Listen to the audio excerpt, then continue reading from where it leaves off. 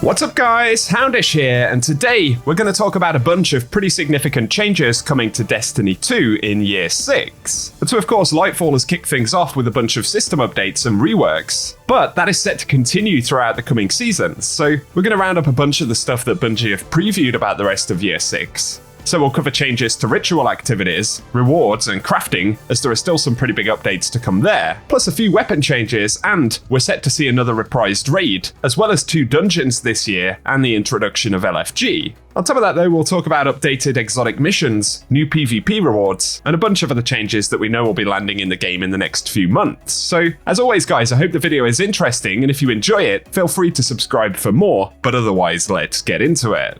And so initially, let's speak about ritual activities and changes to seasonal gameplay. And Bungie have said as we get further away from Lightfall, we're going to make targeted changes to ritual content based on what we've observed about why players engage with it. And over time, we want to start pushing both more rewards to ritual content and more reasons to play it, which will include changes such as moving the initial source of obtaining exotic armor away from lost sectors and back into core rituals. And that's a change that some players got mixed up and assumed would be in Lightfall, which we haven't really seen, but is in fact something that Bungie are going to be doing throughout the rest of this year. So other sources for new exotics would be cool, but they also say they no longer want to ask players to earn all 3 of the ritual pursuit ornaments in seasonal challenges. And they're also looking to allow players to earn more new rewards and complete more of their weekly challenges by playing content of their choice, and not necessarily just the new seasonal activity. And they've also said this rebalancing of objectives and rewards is going to be a slow burn over the year of Lightfall, and we're going to take a more direct approach in our last season of the year, dedicating a significant amount of development time towards a more ritual-focused season. While this season will have plenty of new activity and story content, we want to take this time right before the final shape to crisp up our core rituals and pursuits as we head into the final expansion of the Light and Darkness saga. And they say they're actually working on that final seasonal effort of the year right now. So I think those will be positive changes, and it's safe to say whether it's Strikes, Crucible, or Gambit, I think all of that core ritual stuff certainly needs more updates and more reasons to continue to play it. So give us your thoughts on that, but in the more immediate future, Bungie have said that in Season of the Deep, it won't feature a vendor upgrade paradigm.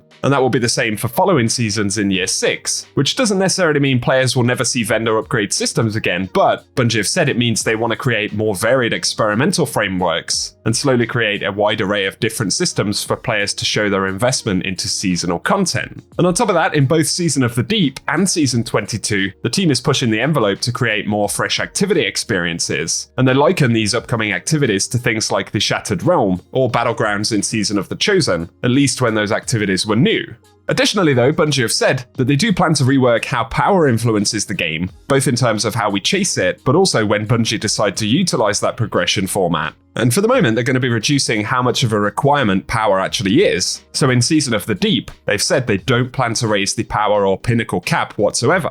So those in themselves will be pretty significant changes. But next, let's speak a bit more about weapons, and specifically crafting. So Bungie have said that starting in Season of the Deep, they'll be adding a mechanism to activate Deep Sight on any craftable weapon that players do not have a pattern for. And so when we get drops of a weapon that can be crafted, even if it isn't a red border, there will be a way to spend currencies to activate that weapon as a red border, which will make weapon crafting much more targetable, and instead of relying on the RNG aspect, for players who have a lot of the crafting currencies and the associated currency for that, we'd basically be able to spend that to shortcut our way to certain weapons and being able to craft them. Additionally though, Bungie say they're looking at weapon level boosting and adding a new weapon mod that will increase the level of a crafted or enhanced weapon for the cost of standard currencies. And while this won't initially be positioned as the only method for leveling up a weapon, it'll be a convenient method for unlocking early perk choices and an outlet for any spare currencies that we have stockpiled. But that's behavior that they're planning to add sometime after Season 21.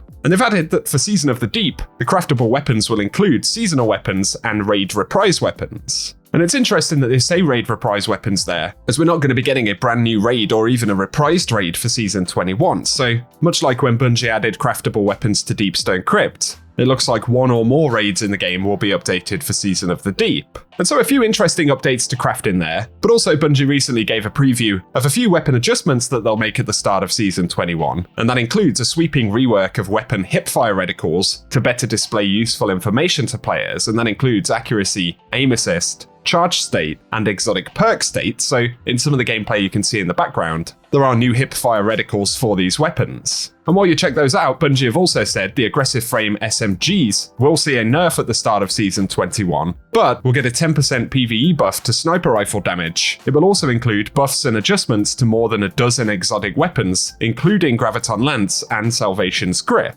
So those could be some pretty significant changes right there.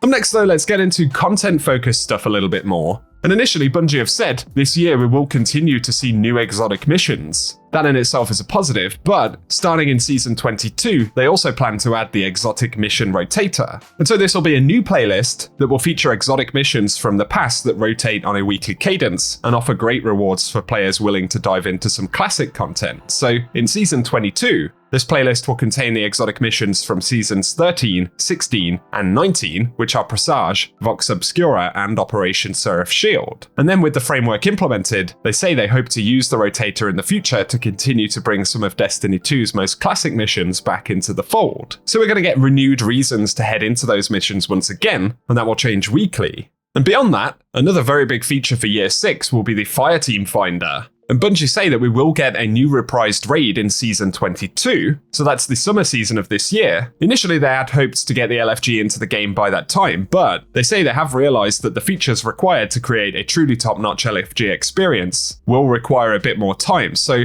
while the reprised raid will still drop in the summer, they're pushing Fireteam Finder out to the final season of the year alongside the brand new dungeon. So for a lineup of that endgame content, Season 21 will include a new dungeon, with Season 22 seeing a reprised raid, and there's lots of speculation as to whether Bungie will go for a Destiny 1 raid like Wrath of the Machine, or whether in the near future they'll look at reprising earlier D2 raids. I know I would personally very much prefer Wrath of the Machine, but beyond that, in Season 23, we'll get another new dungeon, and at that point we should also see the launch of LFG in the game. And so pairing that with stuff like the exotic mission rotators, updates to the ritual playlist content, it could be a pretty good year for this kind of activity content. But finally here, let's speak a little bit about PvP. Yes, Bungie have outlined at least some changes for the Crucible, and so at the start of Season 21, they say the Rose hand cannon will be replaced by a new competitive division-only sniper rifle. And this will likely be earned in a very similar way to how Rose is earned right now. And beyond that, they plan to add new weapons to competitive division every other season. But they add that Rose will be available again in a future season, but unobtainable during Season 21.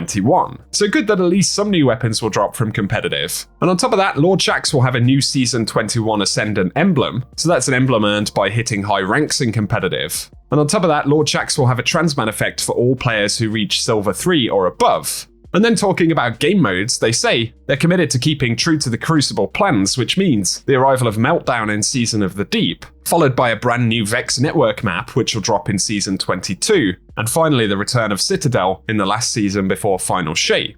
In addition to that though, they say they're currently looking at the rewards and matchmaking structures of the Trials of Osiris, and they plan to push more updates to the mode in the year, with the goal of keeping the population at consistently healthy levels. But also in competitive, they say, they want to improve the speed at which players climb to the rank that most matches their Crucible skill, and ensure it's clear why you won or lost the specific number of ranked points shown after a match. And so really Bungie have outlined positive iterations on the current kind of Crucible environment. I totally agree that they could do more with PvP in general, whether it's rewards, game modes, real estate, maps, and quality of life, but it at least looks like this year we're going to see a little bit more love for the Crucible than what we've perhaps had in the past couple of years. Of course, we can only take Bungie's word for it right now, so we will wait and see. But for a general preview of what Bungie have spoken about for Year 6, I think that covers the bulk of it. So let us know what you think down below, which changes you're most excited to see, or stuff that you think Bungie should be doing. And if you've enjoyed the video today, a rating below also really does help us out on the channel. Plus, be sure to get subscribed, and I'll keep you posted with everything related to the game. But otherwise, thank you for tuning in, and I hope you guys have an awesome day.